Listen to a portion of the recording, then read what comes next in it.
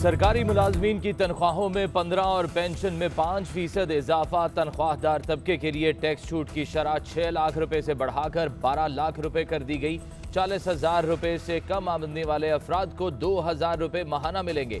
माली साल 2022-23 के लिए बजट पेश कर दिया गया। यूटिलिटी स्टोर्स पर आटा, चीनी, घी पर सब्सिडी के लिए 12 अरब रुपए मुख्तस करने की तजवीज़। बजट का कुल हजम 9,502 अरब रुपए, तरक्याती कामों के लिए 800 अरब रुपए रखे गए हैं। दिफा के लिए 1,523 अरब रुपए मुख्तस करने की तजवीज़। हायर एजुकेशन के लिए 65 अरब रुपए मुख्तस। बजट में GDP का हदफ 5% रखा गया है। महंगाई की शरह को 11.5% तक रखने का टारगेट मुकर्रर। बजट में छोटे रिटेलर्स पर 3 से 10,000 रुपए फिक्स टैक्स लगाने का फैसला। फिक्स टैक्स बिजली के बिलों में वसूल किया जाएगा। FBR ताजिरों से मजीद सवाल करने का मजाज नहीं होगा। नए बजट में कराची को पानी की फराहमी के सबसे बड़े मंसूबे K4 के लिए 20 अरब रुपए मुख्तस। ज़ेरे तामीर डैम्स की जल्द तकमील भी तरजीहात में शामिल। मोहम्मद डैम की जल्द तकमील के लिए 12 अरब रुपए मुख्तस। ज़राई शोबे में जिद्दत लाने के लिए 12 अरब रुपए रखे गए हैं। ज़राई मशीनरी पर कस्टम ड्यूटी खत्म करने का ऐलान। आबपाशी, काश्तकारी और फसलों की कटाई की सनतों के लिए टैक्स छूट का फैसला। सोलर पैनल की दरामद और मकामी सप्लाई पर सेल्स टैक्स खत्म करने का ऐलान। बिजली के गरीब सारिफीन को सोलर पैनल किस्तों पर मिलेंगे। हुकूमत ने तलबा के लिए बड़ा ऐलान कर दिया। ग्रीन यूथ मूवमेंट के तहत हर तालिब इल्म को किस्तों पर लैपटॉप दिए जाएंगे। बलोचिस्तान के 5,000 मुस्तहिक तलबा को वज़ाइफ देंगे। हायर एजुकेशन कमीशन के बजट में 67% इजाफा। शिमाली वजीरिस्तान में यूनिवर्सिटी बनाने का भी ऐलान।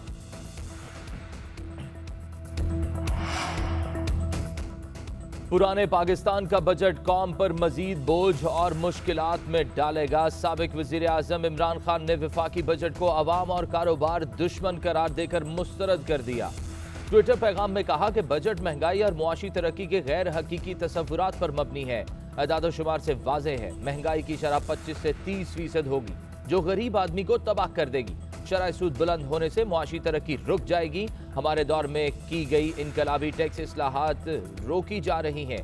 सेहत कार्ड कामयाब पाकिस्तान जैसे गरीब दोस्त इकदाम खत्म किए जा रहे हैं। वजीर आजम ने वफाकी बजट मुल्क को मुआशी बहरान से निकालने का फार्मूला करार दे दिया। कहते हैं कि मुश्किल फैसले पाकिस्तान को मुश्किलात से निकालने के लिए किए हैं। बजट में साहिब इस्तिताअत से कुर्बानी मांगी गई और कमजोर तबकात को आसानी दी गई है। बजट में तवानाई, तालीम, सेहत, रोजगार, कारोबार पर तवज्जो दी है। मुल्क को 1 साल में शदीद बहरानों से निजात दिलाना किसी मुआशी मोजज़े से कम नहीं होगा। वादे के मुताबिक बजट में आला तालीम के लिए मुख्तस रकम पर कोई कटौती नहीं। सस्ता पेट्रोल और डीजल स्कीम पूरा साल जारी रहेगी।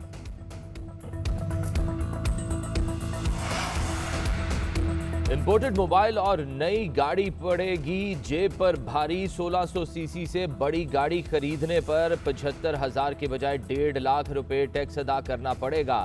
दरामदी मोबाइल फोन्स की दरामद पर 100 रुपए से 16,000 रुपए तक लेवी आयद करने की तजवीज़। $500 के मोबाइल फोन पर 4,000 लेवी आयद। $700 मालियत के मोबाइल फोन पर 8,000। $700 से जायद मालियत के मोबाइल फोन पर 16,000 लेवी आयद करने की तजवीज़।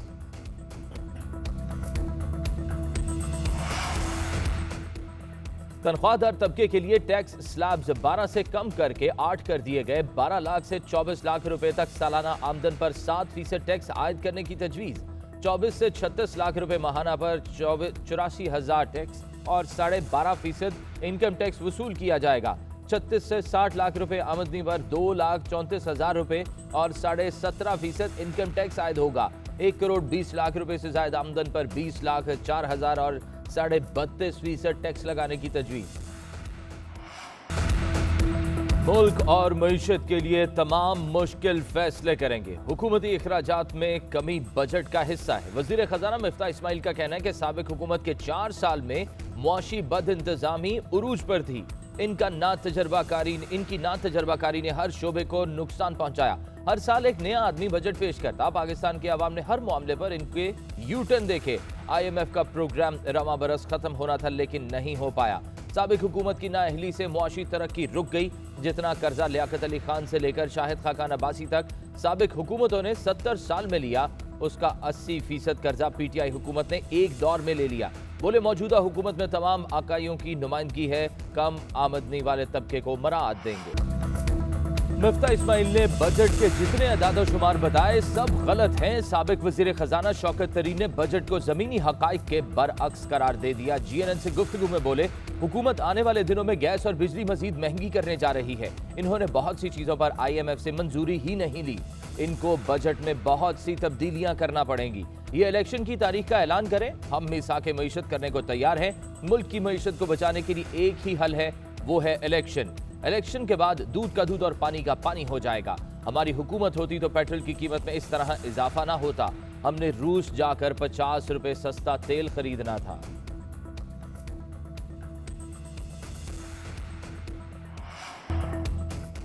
वफाकी काबीना ने सरकारी मुलाजमीन की तनख्वाहों में 10% इजाफे की तजवीज दी। वजीर आजम ने तनख्वाहों में 15% इजाफे का फैसला किया। वफाकी वजीर इत्तलात मरियम औरंगजेब का कहना है कि बजट गरीब दोस्त, आवाम दोस्त है। मुल्क के मुश्किल हालात गुज़िश्ता हुकूमत के पैदा करता है। बजट से मुल्क को मुआशी इस्तेहकाम, गरीब को रिलीफ मिलेगा। वो वक्त खत्म हो गया जब अवाम महंगाई की चक्की में पिसे और वजीर आजम को इल्म ना हो। अब टमाटर, आलू, प्याज हर चीज सस्ती होगी। उधर सरकारी मुलाजमीन का तनख्वाहों में इजाफे के लिए पार्लियामेंट हाउस के बाहर एहतजाज। पुलिस ने खारदार तारे लगाकर रास्ता बंद कर दिया। पार्लियामेंट की जानिब पेशकदमी पर मुजाहिरीन और पुलिस के दरमियान तकरार और धक्कम पेल।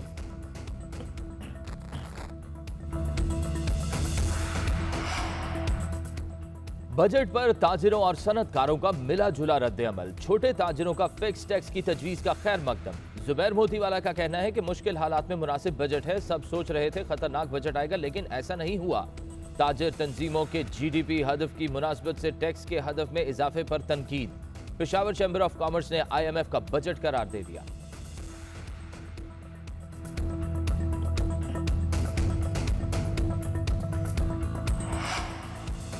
बजट नाफिज होने से कबल ही महंगाई का तूफान। एक हफ्ते में महंगाई की शरह में 2.67% इजाफा। मजमूई शरह 23.98% तक पहुंच गई। इदारा शुमारियात ने अदाद-ओ-शुमार जारी कर दिए। एक हफ्ते में 33 अशिया जरूरिया महंगी।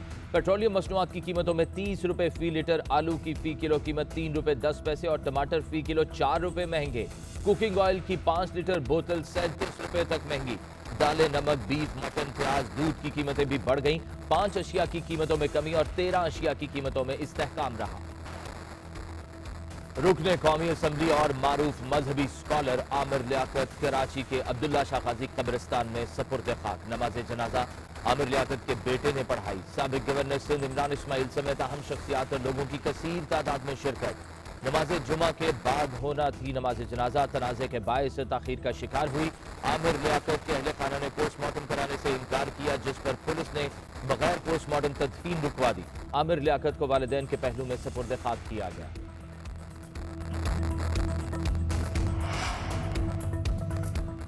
इस्लामाबाद के डी चौक पर हंगामा राई और तोड़ फोड़ के जिम्मेदार इमरान खान करार। IG इस्लामाबाद ने PTI के लॉन्ग मार्च से मुतालिक रिपोर्ट सुप्रीम कोर्ट में जमा करा दी।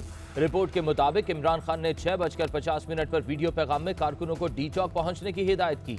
बेशतर मुजाहिरीन मुसल्लह थे। मुजाहिरीन ने पुलिस और रेंजर्स पर पथराव किया। पुलिस एहलकारों पर गाड़ियां चढ़ाई गईं, जबकि कंटेनर्स हटाने के लिए भारी मशीनरी का इस्तेमाल किया गया। अदालती हुक्म के बाद पुलिस, रेंजर्स और FC को एक्शन से रोक दिया गया। मुजाहिरीन को मुंतशिर करने के लिए आंसू गैस का इस्तेमाल किया गया।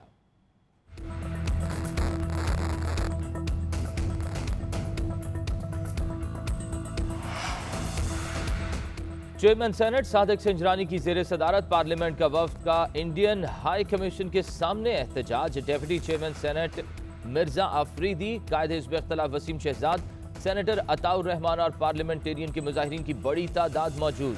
पार्लियामेंटेरियन ने प्ले कार्ड्स भी उठा रखे थे। पार्लियामेंटेरियन ने तर्जुमान BJP की जानिब से गुस्ताखी पर एहतजाज रिकॉर्ड कराया।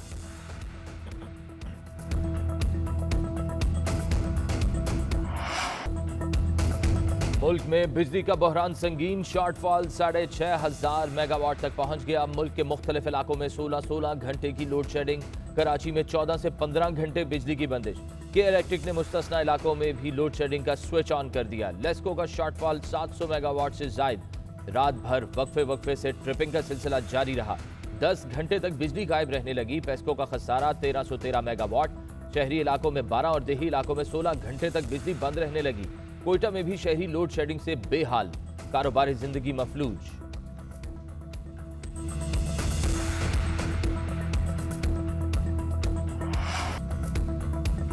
पाकिस्तान की दूसरे वनडे मैच में वेस्ट इंडीज को 120 रन से शिकस्त, 3 मैचेस की सीरीज अपने नाम कर ली। 276 रन के ताकुब में वेस्ट इंडियन टीम 155 रन पर ढेर। कौमी कप्तान बाबर आजम 77 और इमामुल हक 72 रन बनाकर नुमाया रहे।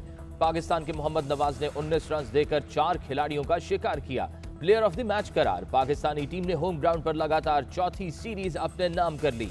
जीत के बाद Pakistan ICC world super league में 7वें से चौथी पोजीशन पर आ गया।